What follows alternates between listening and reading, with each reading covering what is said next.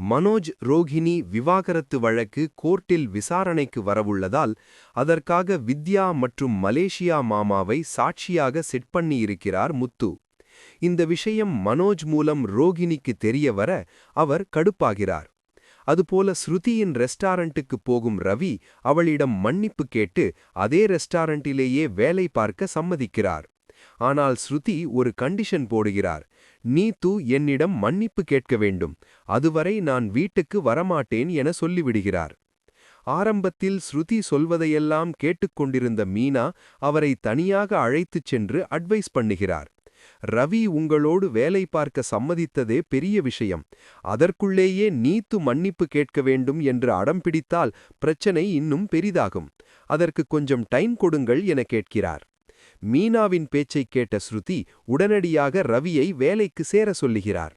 பின்னர் வீட்டுக்கு வந்து ஸ்ருதியின் ரெஸ்டாரண்டிலேயே வேலைக்கு சேர்ந்த விஷயத்தை ரவி சொல்ல அதை கேட்ட குடும்பத்தினர் அனைவரும் மகிழ்ச்சியடைகிறார்கள். மறுபக்கத்தில் ஷோரூமிற்கு மனோஜின் நண்பன் மொட்டை சந்தோஷ் லேட்டாக வருகிறார். ஏன் லேட்டு என்று மனோஜ் கேட்க, நம்ம விஷயத்துக்காகத்தான் அலைஞ்சிட்டு வர்றேன் என்று சந்தோஷ் சொல்கிறார். என்னோட விஷயம் என்ன என்று மனோஜ் கேட்டதும் டைவர்ஸ் கேஸுக்கு சாட்சி சொல்ல மலேசியா மாமாவை பார்த்து பேசி வந்ததாக சந்தோஷ் சொல்கிறார். அந்த நேரம் பார்த்து ரோகிணி உள்ளே என்ட்ரி கொடுக்கிறார். நாம பேசியது எல்லாம் ரோகிணிக்கு கேட்டிருக்குமோ என்று மனோஜ் பயப்படுகிறார். அதனால் ரோகிணியிடமே கேட்டு பார்க்கிறார். ஆனால் ரோகிணி தனக்கு எதுவும் தெரியாதது போல நடித்துக் கொள்கிறார். உண்மையில் மனோஜ் மற்றும் சந்தோஷ் பேசியது எல்லாமே ரோகிணி ஒட்டு கேட்டிருக்கிறார். எனக்கு எதிராக சாட்சி சொல்ல ஆள் செட் பண்ணிறீங்களா, நான் உனக்கு எப்படி செக்கு வைக்கிறேன்னு பாரு என்று மனசுக்குள்ளேயே முடிவு செய்து கொள்கிறார். பிறகு தன்னுடைய நண்பர் என்று ஒரு டீலரை கூட்டிக் கொண்டு வந்தாரே, அவருக்கு பணம் அனுப்ப வேண்டும் என்று ரோகிணி சொல்ல, அதற்கு மனோஜ் உன்னுடைய அக்கவுண்டிலிருந்து அனுப்பு என்று சொல்கிறார்.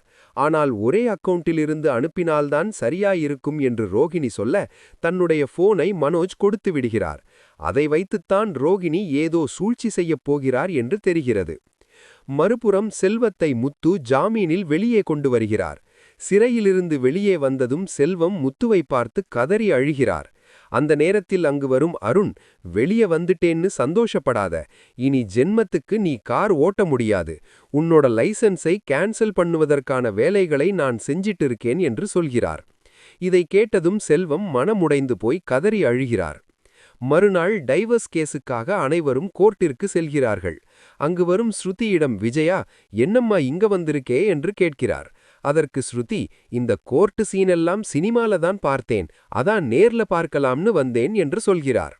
அனைவரும் கோர்ட்டுக்குள் அமர்ந்திருக்க ரோகிணி என்ட்ரி கொடுக்கிறார். வந்ததும் விஜயாவை பார்த்து, என்ன ஆண்டி மெலிஞ்சிட்டீங்களே என்று நக்கலாக பேசுகிறார். ரோகிணியின் பேச்சில் இருக்கும் திமிரை பார்த்து குடும்பத்தினர் அனைவரும் கடுப்பாகிறார்கள். இனி விசாரணை நேரத்தில் ரோகிணி என்னென்ன குண்டுகளை தூக்கிப் போடப் போகிறார் என்பதை பொறுத்திருந்துதான் பார்க்க வேண்டும் என்ற எதிர்பார்ப்போடு இன்றைய எபிசோட் முடிவடைந்துள்ளது.